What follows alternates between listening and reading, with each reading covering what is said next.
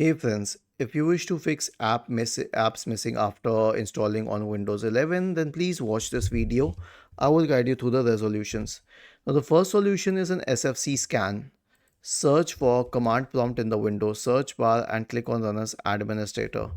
Type the command sfc /scan now and hit enter to invoke the SFC scan.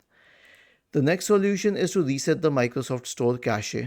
Press the Windows key and the R key to open the run window. Type the command ws reset and hit enter. This will reset the Microsoft Store cache and then it will need a few seconds to rebuild it, and when it reopens the Microsoft Store, that will be the rebuild cache.